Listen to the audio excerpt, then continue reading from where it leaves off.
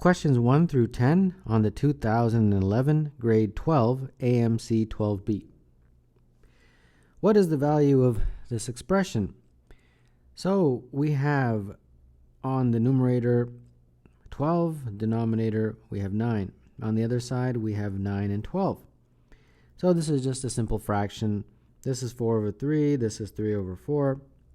Top and bottom here by 4, top and bottom by 3. And we get 16 minus 9 over 12, and that is 7 over 12. So number 1, the answer is C. Josanna's test score to date are 90, 80, 70, 60, and 85. Her goal is to raise her test average at least 3 points with her next test. What is the minimum test score she would need to accomplish this goal? Well, first let's figure out what is her average on those first 5 tests that she took. So we will take those tests, add them up, and divide by 5. And when you do, you get 77. Now, we are going to take those same tests and we will add an additional test, and that will hopefully, for her, raise her test average by 3 points, and that means it's going to go up to 80. And of course, to take the average, we would have to divide by 6 this time because we've added one additional test. So now let's just do the math here. This is 385 plus x, and that's equal to 480 when you cross multiply. And therefore x is equal to 95 when you subtract. So the answer to number 2 is E. Leroy and Bernardo went on a week-long trip together and agreed to share the costs equally. Over the week, each of them paid for various joint expenses such as gasoline and car rental. At the end of the trip, it turned out to be that Leroy had paid A dollars and Bernardo had paid B dollars, where A is less than B. How many dollars must Leroy give to Bernardo so that they share the costs equally? So A and B are the costs, and let's just give some numbers, right? It makes it easy for us. A is less than B, right? So let's just say A is 20 and B is 25. So far in the trip, Leroy spent $20. Bernardo has spent $25. If Leroy, who is here, I guess, and this is Bernardo, if Leroy gives $2.50 to Bernardo, that means he has now incurred an additional expense of $2.50. So he's now up to 22.5 in terms of how much money he spent. But if he gives it to Bernardo, that means Bernardo has recovered $2.50. He's now, his expenses have been reduced by $2.50. So now he actually brings himself down to $22.50, right? So that means now their costs are equal for the trip. So we have to come up with this letter format. Basically, all I did was took B, subtracted from it A, which is $5, and then divided by 2. And that's how you get $2.50. So number 3, the answer would be C. In multiplying two positive integers A and B, Ron reversed the digits of the two-digit number A. His erroneous product was 161. What is the correct value of the product of A and B? So A times B is 161. Now A is some two-digit number, X, Y, let's say, are the 2 digits. And we're going to multiply it by B. Now 161, the good news is it factors, right? 23 times 7. So obviously this B is 7 and this XY is 23 because B is a integer.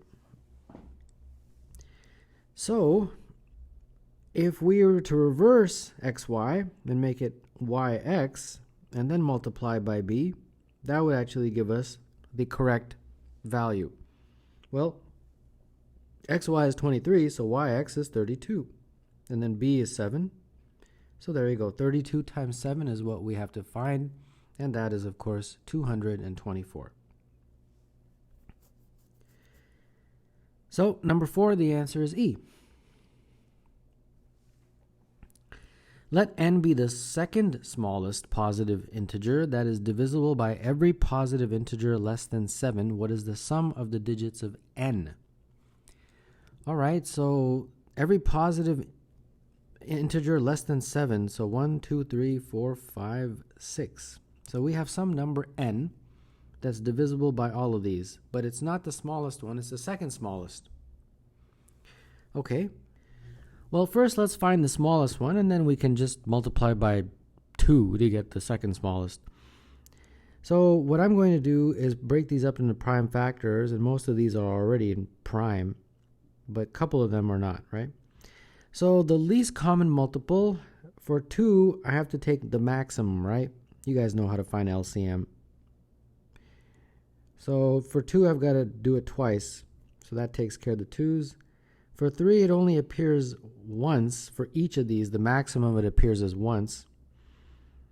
That takes care of that. And the 5 only appears once, maximum amount of times it appears. So this is my LCM, so that's 4 times 15, so that's 60. Now this is the least, but they don't want the smallest, they want the second smallest. Second smallest would just be a number 60 times 2. Multiply it by the smallest one of these to get the second smallest, and that's 120. Now they want the sum of the digits of 120, and that's 1 plus 2 plus 0, which is 3. So number 5, the answer is A.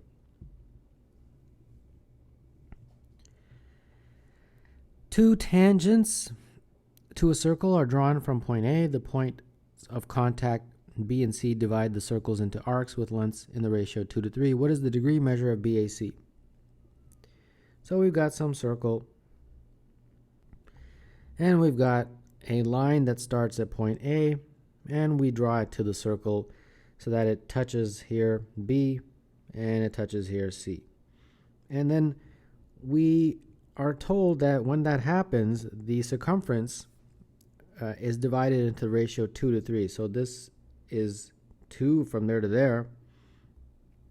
So basically, this arc is in the ratio of 2 to 3 if you compare it to that arc. So if the circumference, let's say, is C divided by 5 multiplied by 2 is the distance from there to there, and then C divided by 5 times 3 is from there to there. Okay? So what we'll do is we'll draw a couple more lines, one from the center, which is approximately here, to the tangent points, and that's going to help us. And as you know, the tangent points have 90 degrees in terms of that angle. So they want us to find the degree measure of BAC, so this angle right in there. Call it theta, let's say. Well, it will be very helpful to get this angle. That angle we can figure out because it basically is 2 over 5 of the full all the way around angle, right? This is very helpful. That allows us to figure that out because that's the only way you can get a ratio of 2 to 3. So when you do 2 over 5 times 360, you get 144. So this angle in here is 144. And now we can take into consideration that this is really just two triangles, and two triangles always will add up to 360. And we've got 144, we've got two 90-degree angles, and then we have that theta. So when you solve for theta, you get 36. So number 6, the answer is 36, and that would be choice C.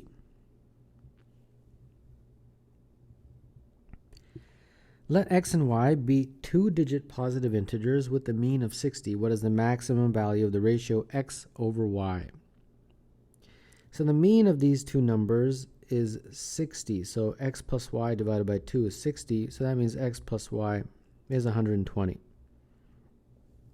Now, both of these are two-digit numbers. So the way to maximize that is to make x as large as possible. So what's the largest two-digit number I can have? Well, obviously, it's 99. And if x is 99, this equation tells me that y will be 21. And that's the only way the sum will be 120. So there you go, 99 for x and 21 for y. And that's not one of the answer choices, so they probably reduced it to lowest terms. Divide top and bottom by 3, 33 over 7. So number 7, the answer is B. Kiko walks once around a track at exactly the same constant speed every day. The sides of the track are straight, and the ends are semicircles. The track has a width of 6 meters, and it takes her 36 seconds longer to walk around the outside edge of the track than around the inside edge. What is Kiko's speed in meters per second? Let's draw a couple lines here to sort of illustrate that there's a straightaway and then there's curves. So approximately probably around here. And then let's label the straightaways x, x, like that. And that's it. This is 6, obviously. That's 6. But they don't give me any kind of distance from the middle. So I'll just call it r. R for radius. So first let's talk about the inside, and then we'll talk about the outside. So the inside is basically just this path right there. So that's going to be obviously 2x in terms of the distance. And then you're going to have 2 semicircles, so essentially just one circle, circumference of one circle. And that's pi times 2r. That's the distance. And then on the outside, which is all the way around like that, in a very similar way, you're going to have 2x. But this time, you've got a larger circumference, and that's going to be plus pi times 2 times the radius, but the radius this time is from there to there, r plus 6. And that's the distance. Okay, so what do they want? They want the speed. Okay, so speed is equal to distance over time. And time is equal to distance over speed, right? So for the inside, the time, let's just call it t1, is going to be the distance, 2x plus pi 2r over the speed. And then for the outside, we'll just call that t2.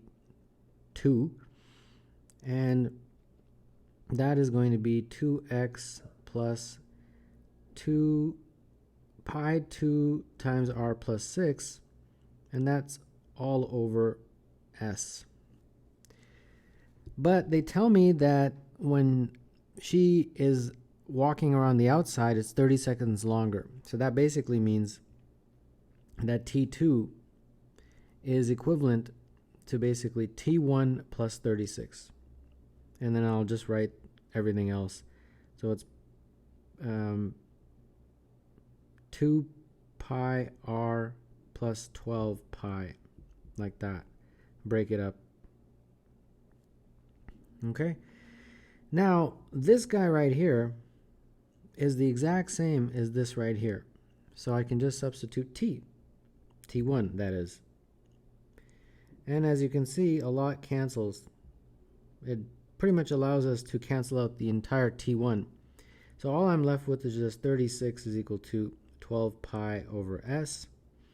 And that means s is 12 pi over 36, which leads to, in lowest terms, pi over 3 for the speed. And that is the answer. So number 8, the answer is A.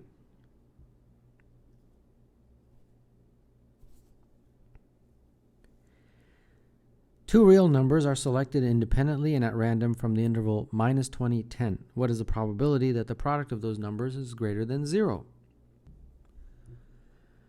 Well, we have a number line situation. So we're going everywhere from minus 20 all the way on this side to 10, positive 10. And then, of course, the 0 is somewhere in here. So if we take any two real numbers from this interval and multiply them, how do we get a number that's greater than 0? Well, a number greater than 0 is obviously positive. So I guess the question is, two numbers multiplied together, how do they become positive? Well, you can have positive times a positive. That would be positive. Or you can have a negative number times a negative number. That would also give you a positive. So these are my two scenarios. For the first scenario, I can have a positive number if I have any number in that range. So there's 10 out of 30 possible. Actually, that's saying it that way implies that they're integers, but they're not. They're just real numbers. So there's a 10 out of 30 chance that I choose a real number in that interval. That's a better way of saying it. So that takes care of this guy. And then again, I want another positive number. So again, a 10 out of 30 chance that I will get another positive number and multiply them. Well, this is just really 1/3 times 1/3. So that's just 1/9. Now let's take a look at this scenario, two negative numbers. If I want a negative number, I have to choose something in that interval, and there's a 20 out of 30 chance that the number will be in that interval. So that takes care of this guy. And then for this one, it's the exact same, 20/30. Now that's just 2/3 times 2/3, which is 4/9. And then my total probability, I've got to add these two.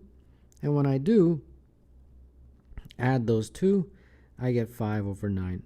So this is my total probability of getting a number that's greater than 0 when you multiply two numbers selected from this interval.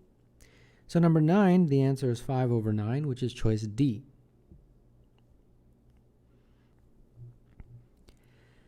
Rectangle ABCD has AB equals 6, BC equals 3.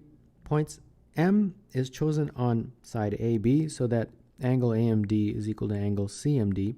What is the degree measure of angle AMD? So let's draw a little rectangle, and I'm not entirely sure where M is, so I'll just draw it somewhere. It doesn't matter if it's not drawn to scale. Let's just say that's M. So we've got A, B, C, D, and then they're saying there's this M here. And they are saying AMD and CMD, so I've got to connect M with C. Okay. So angle AMD, so this angle right here, is equal to CMD, so that angle right there. Okay. And then this whole side is 6. That's 6. This is 3, and that's 3. It's a rectangle. And I think that's it, right? Yeah. All right, so this is, well, because it's a rectangle, obviously these are parallel. So that means if I draw this Z pattern like that, this is going to be the same as that angle. So that means this is also theta. If this is theta and this is theta, that means that is an isosceles triangle, this triangle right here. So that means this is the same as that in terms of its length. So if that is 6 DC, then this is 6 right here, from M to C. And we can easily then figure out MB using Pythagoras, since this is a right angle. So MB squared plus 3 squared is equal to 6 squared. So MB squared plus 9 is equal to 36. And therefore MB squared is equal to 27. And then if you take the square root, you get root 27, which is 3 root 3. And therefore this MB is 3 root 3. And I hope you can see that that means this triangle MBC is in the ratio, in terms of the lengths of its sides, 2, 1, and root 3. And any triangle that is 2, 1, root 3 is a 30, 60, 90 triangle. That means this is 30 and this is 60. And this, of course, you already know is 90. So there you go. That whole thing has to add up to 180. So that means theta plus 30 is equal to 180.